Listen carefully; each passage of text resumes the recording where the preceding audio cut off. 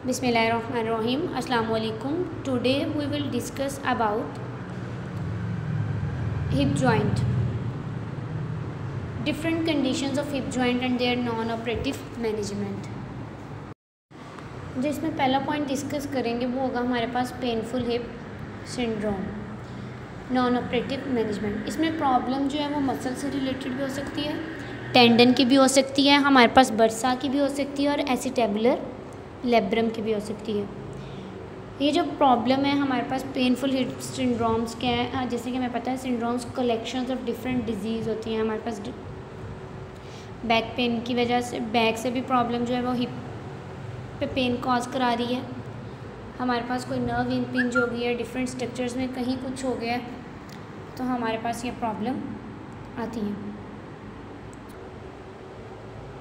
हमारे पास ये over use या रेपिटेटिव ट्रॉमा की वजह से भी आ जाता है।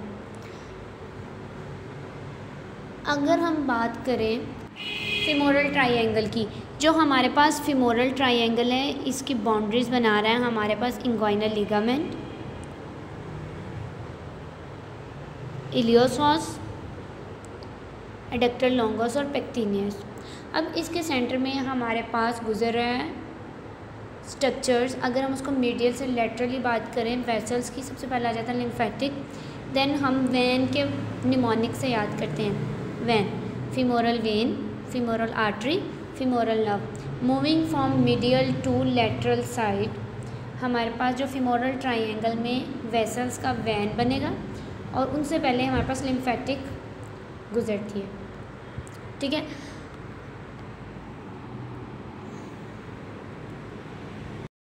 अगर हम बात करें मस्कुलो टेंडिनस फैक्टर्स की, तो इसमें आ जाता है टेंडिनोपैथीज एंड मसल स्ट्रेन।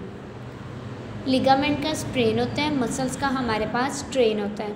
इसमें हिप फ्लेक्टर्स, एडक्टर्स और जो हैमस्ट्रिंग्स हैं इनका स्ट्रेन हो जाएगा हमारे पास, जिसकी वजह से फ्लेक्सिबिलिटी कम हो जाएगी, फटीग होगी और ये सडन फॉल की वजह से भी इन मसल्स का टीयर्स हो सकता है।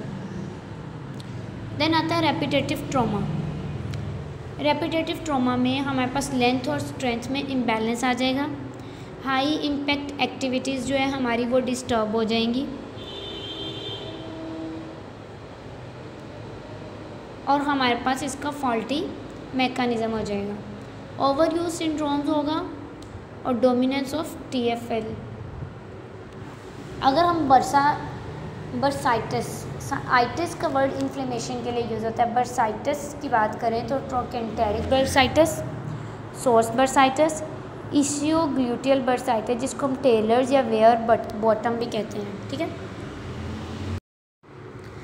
ट्रोकेंटेरिक बर्साइटिस, इसमें क्या होता है, हमारे पास ग्रेटर और लेसर ट्रोकेंटर्स होते हैं।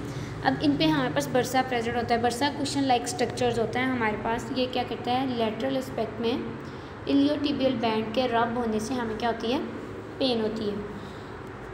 अगर हम एक टांग पे खड़े रहें, एसिमेट्री स्टैंडिंग हो हमारी, उसके बाद हमें डिस्कम्फर्ट फील होता है, हमें डिफ़िकल्टी होती है एम्बुलेशन में और स्टेयर क्लाइंबिंग में, और ये पेन की वजह से जो हमारा पोस्चर है वो भी क्या हो जाता है, फॉल्टी पोस्चर बन जाते हैं। इसमें क्या होता है, हमारे पास जो पेन है वो ग्रोइन में, एंटीरियर थाई में और पटेलर एरिया में होती है। सोर्स बर्साइटिस में पेन कहाँ पे होती है, ग्रोइन में, एंटीरियर थाई और पटेलर के एरिया में। अगर हम एक्सेसिव हिप फ्लेक्शन करवाएं तो जो हमारे सिम्टम्स हैं वो एग्रावेट कर जाते हैं। सोर्स बर्साइटिस की वजह से हिप फ्लेक्शन एक्सेसिव होने की वजह से सिम्टम्स एग्रावेट कर जाएंगे। फिर इस्चियोग्लूटियल बर्साइटिस आता है, जिसको टेलर बर्साइटिस भी कहते हैं। जो टेलर हैं उनका काम होता है बैठ के करना, जो बुनते वगैरह हैं उनका काम भी होता है बैठ के काम करना, जिसकी वजह से pain in sitting in ischial tuberosity में हमारे पास पेन होना स्टार्ट हो जाती है और इसके साथ साथ हमें शैटिक नर्व के सिम्टम्स भी आने लग जाते हैं।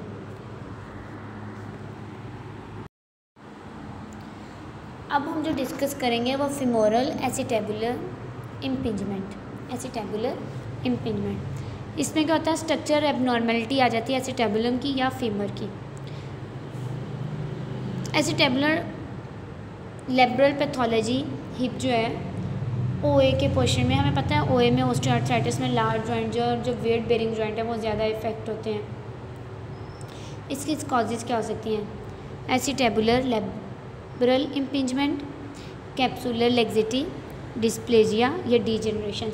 इन 4 कॉजेज़ की वजह से हमारे पास जो है फीमोरल एसिटेबुलर इम्पिंजमेंट हो सकती है। सिम्टम्स जो हैं एक्टिविटी डिपेंडेंट होते हैं या mechanical related, clicking, clocking, catch giving वे की हमारे पास डिफरेंट सिम्टम्स आ रहे होते हैं। अगर एंटीरियर टीयर होगा तो हमारे पास पेन होगी ग्रोइन एरिया में, flexion, adduction, internal rotation test क्या होंगे, पॉजिटिव होंगे। अगर तो पोस्टीरियर है तो हमारे पास बटक में पेन होगी। Femoral impingement, acetabular impingement anterior है तो ग्रोइन एरिया में पेन है, पोस्टीरियर है तो बटक में पेन है। इसमें हमारे पास flexion, adduction, internal rotation test जो है वो पॉजिटिव होगा। जो पोस्टीरियर टीयर होगा अगर, तो उसमें हमारा जो फैबर टेस्ट है जिसको हम 4 फिगर भी कहते हैं वो क्या होगा, पॉजिटिव होगा। इसमें फ्लेक्सिबिलिटी, स्ट्रेंथ में इम्बैलेंस होगा।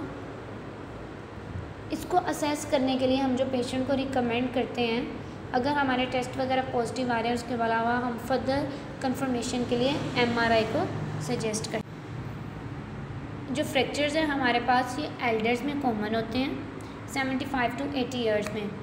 High force, high impact trauma की वजह से हमारे पास हिप का फ्रैक्चर होता है। अब जो इसके रिस्क फैक्टर जो हैं, बैलेंस प्रॉब्लम हो, लेंथ और स्ट्रेंथ में इम्बैलेंस हो तो क्या होता है, फॉल का चांसेस होते हैं। फॉल के चांसेस से हमारे पास हिप बोन के फ्रैक्चर होने के चांसेस होते हैं। अगर हम न्यूरोलॉजिकल प्रॉब्लम देखें तो low vision, cognitive decline, osteoporosis, fracture proximal femur, spine और डिस्टल रेडियस वगैरह से, इनसे हमें क्या है, अगर हिप का फ्रैक्चर होता है इसके साथ साथ हमें फंक्शनल इम्पेयरमेंट और लॉस ऑफ इंडिपेंडेंस भी के इशू आते हैं। अब हम बात करते हैं फ्रैक्चर्स में इंट्रा कैप्सुलर की और एक्स्ट्रा कैप्सुलर की। जो इंट्रा कैप्सुलर में फ्रैक्चर होता है वो प्रॉक्सिमल होता है अटैचमेंट ऑफ जॉइंट कैप्सूल के। ये फर्दर सब डिवाइड हो जाता है फीमोरल हेड में, सब कैपिटल में, फीमोरल नेक, ट्रांस सर्वाइकल और बेसी सर्वाइकल फ्रैक्चर्स में। इसमें हमारे पास डिस्प्लेस्ड भी हो सकता है, नॉन डिस्प्लेस्ड भी और इम्पैक्टेड भी हो सकता है। अगर इंट्रा कैप्सुलर फ्रैक्चर्स होता है तो इसमें हमारे पास ब्लड सप्लाई डिस्टर्ब हो जाती है हेड ऑफ फीमर की, जिसके रिजल्ट में एवेस्कुलर नेक्रोसिस हो जाता है। इंट्रा कैप्सुलर जो है फीमोरल हेड है, सब कैपिटल फीमोरल नेक है हमारे पास। प्रॉक्सिमल जो जॉइंट कैप्सूल के साथ अटैच है वो इंट्रा कैप्सुलर है। जो 5 सेंटीमीटर है डिस्टल टू लेसर ट्रोकेंटर वो हमारे पास एक्स्ट्रा कैप्सुलर है। इसको हम फर्दर डिवाइड करते हैं इंट्रा ट्रोकेंटेरिक एरिया में बिटवीन ग्रेटर एंड लेसर ट्रोकेंटर्स, सब ट्रोकेंटेरिक एरिया में स्टेबल और अनस्टेबल या कम्युनेटेड फ्रैक्चर्स इसमें होते हैं। इसमें हमारे पास ब्लड सप्लाई डिस्टर्ब नहीं होती है क्यों हेड ऑफ फीमर की, बट नॉन यूनियन में occur as a result of fixation failure.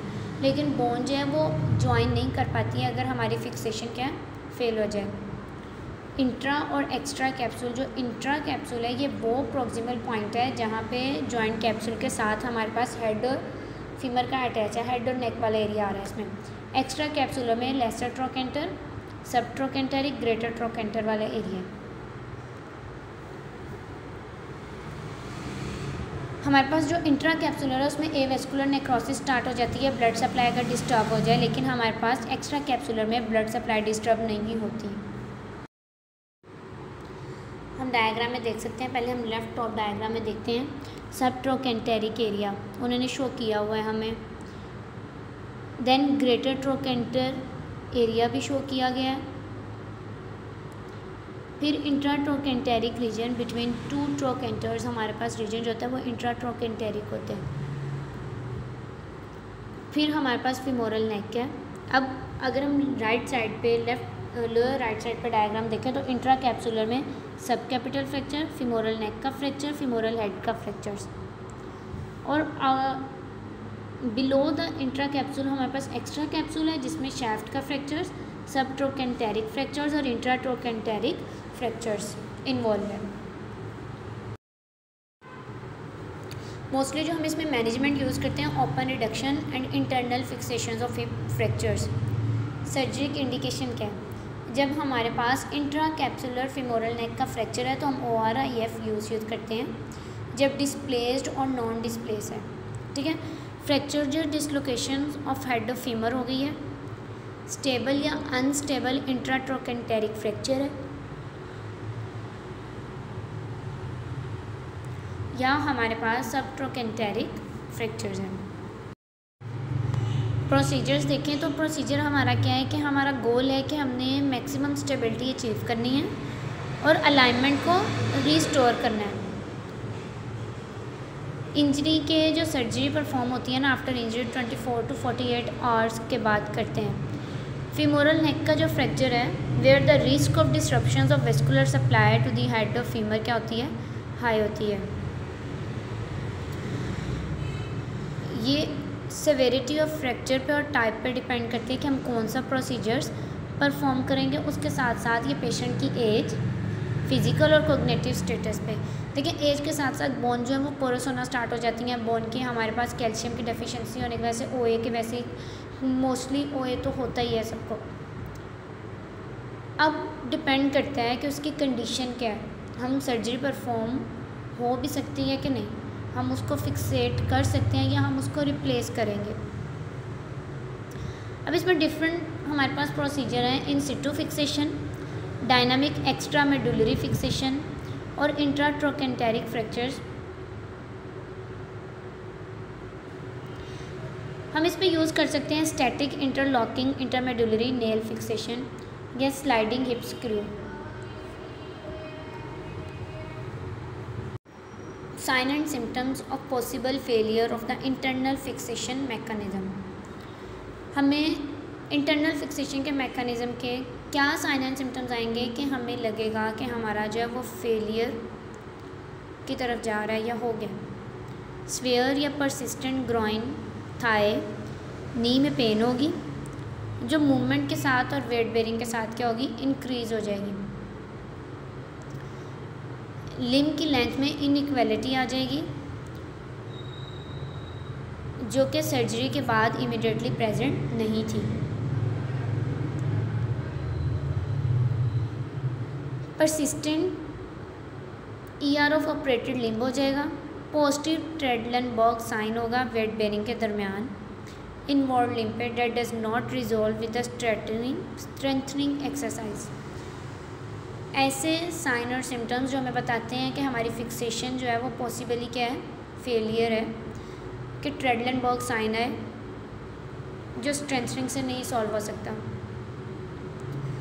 हमारे पास वेट बेरिंग में पेन आए, लिम्ब की लेंथ में इनइक्वालिटी आ जाए और ER ऑफ ऑपरेटेड लिम्ब की है जो वो परसिस्ट करे। अब हमारे पास स्पेशल कंसिडरेशन है एक्सरसाइज और गेट की आफ्टर इंटरनल फिक्सेशन जो हमारे पास प्रॉक्सिमल फीमर का फ्रैक्चर होता है। इसमें क्या होता है कि हमारे पास ट्रॉमाटाइज्ड मसल्स जो हैं by fractures of hip leading to post operative pain, reflex inhibitions and weakness, ठीक है।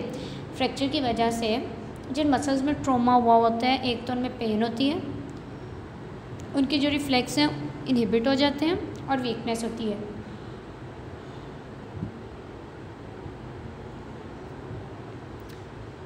अब फ्रैक्चर जो है किन किन एरिया का फ्रैक्चर किस किस मसल्स को इफ़ेक्ट करेगा। ग्रेटर ट्रोकेंटर का फ्रैक्चर हुआ है तो ग्लूटियस मीडियस इफेक्ट हो रहा है। लेसर में इलियोसोस, सब ट्रोकेंटेरिक रीजन में हमारे पास ग्लूटियस मैक्सिमस है। टेंसर फेशिया लाटा और जो हमारे पास TFL एंड VL है वास्टस लेटरालिस, ये इनसाइज्ड हो जाते हैं सर्जरी के दौरान जिसकी वजह से पोस्ट ऑपरेटिव पेन होती है, वीकनेस होती है ड्यूरिंग हिप एबडक्शन और नी फ्लेक्शन में, जिसकी वजह से हमारे पास एडहियन की फॉर्मेशन हो सकती है, इसलिए हमें इन चीज़ों की एक्सरसाइज करवानी मस्ट होती है। मतलब एबडक्शन में वीकनेस हो सकती है तो एबडक्शन में हम उसको इम्प्रूव करवाएंगे और नी फ्लेक्शन इम्प्रूव करवाएंगे। अब जो हिप एडक्शन और इंटरनल रोटेशन और नी फ्लेक्शन जो है ये स्ट्रेच प्लेस करते हैं, एडक्ट में होगा, नी फ्लेक्शन में होगी, इंटरनली रोटेट होगा। ये स्ट्रेच देंगे TFL पे और VL पे, जिसकी वजह से ड्यूरिंग रोम एक्सरसाइज ये ऑफन पेनफुल होता है। अब क्या होगा, अगर हमारे पास इंट्राकैप्सुलर का फ्रैक्चर था तो इंटरनल फिक्सेशन की वजह से हमारे पास ट्रेडलनबर्ग साइन पॉजिटिव आ रहा है, तो इसकी वजह से हमें स्पेशल कंसिडरेशन लेनी चाहिए एक्सरसाइज की और गेट की। अब जो हम इसमें देखेंगे वो हम देखेंगे डिजीज़ ऑफ हिप जॉइंट। हमारे पास डिफरेंट एज पैटर्न है जिसमें हमारे पास डिफरेंट एजेस के डिजीज़ के चांसेस हो सकते हैं।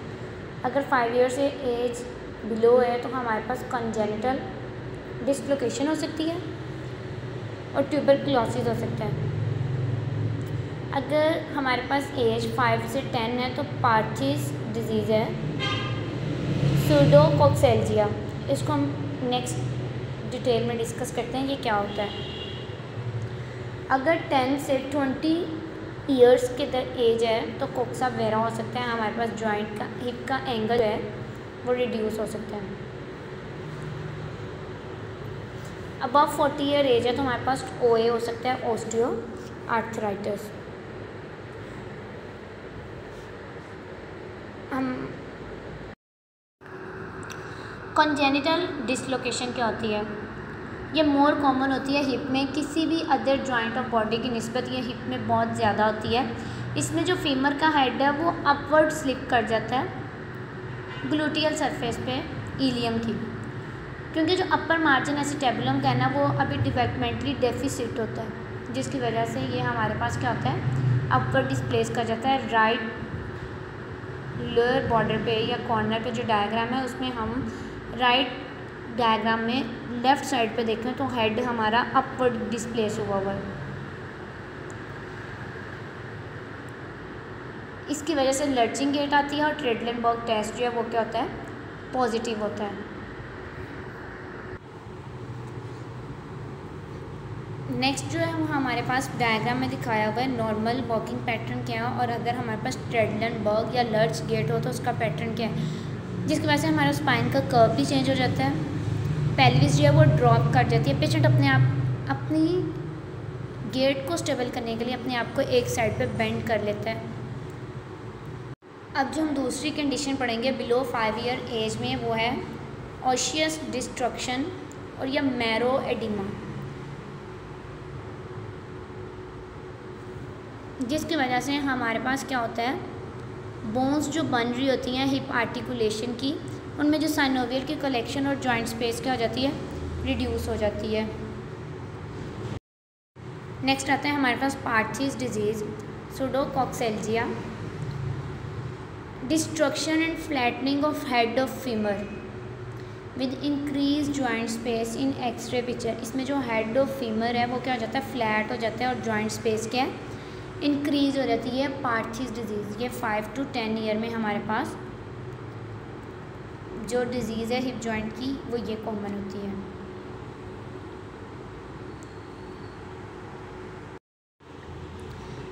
ऑस्टियोआर्थराइटिस हमारे पास इसमें बोन्स ओल्ड एज में ये कॉमन होती है, ऑस्टियोफाइट्स बन जाते हैं ग्रेड 4 में, ठीक है, आर्टिकुलर एंड्स पे, जिसकी वजह से मूवमेंट लिमिटेड हो जाती है, ग्रेटिंग और पेनफुल हो जाती है। ये हमारे पास लार्ज जॉइंट को इफ़ेक्ट करती हैं, वेट बेरिंग को। ये 40 ईयर्स ऑफ एज के बाद ये हमारे पास इफ़ेक्ट होती है।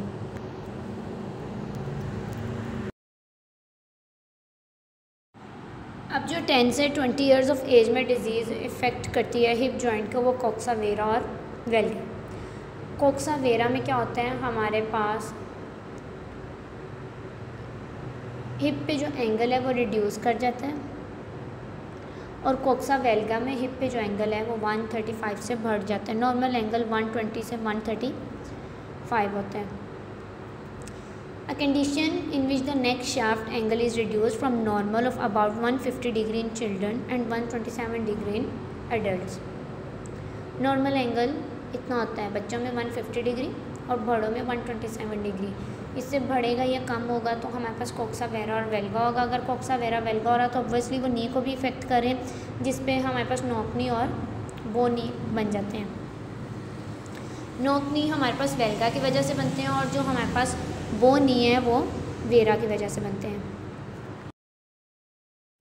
अगर हम बात करें इंजरीज़ ऑफ हिप जॉइंट की तो हमारे पास अ डिफिनेट एज पैटर्न जिनमें डिफरेंट तरह की हिप जॉइंट पे फ्रैक्चर्स हो सकते हैं या इंजरीज़ हो सकती हैं। यंग एज में green stick fractures of neck या displacement of head of femur, ठीक है। एडल्टहुड में dislocations of hip joint either posterior anterior. Old age में fracture of neck of femur हमारे पास बहुत प्रोन टू होते हैं।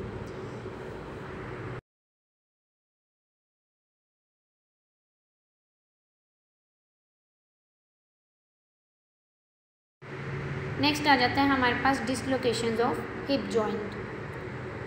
जो डिसलोकेशन है वो पोस्टीरियर बहुत कॉमन होती है एज़ कम्पेयर टू एंटीरियर, और सेंट्रल में बहुत रेयर होती है कि सेंट्रल डिसलोकेशन हो।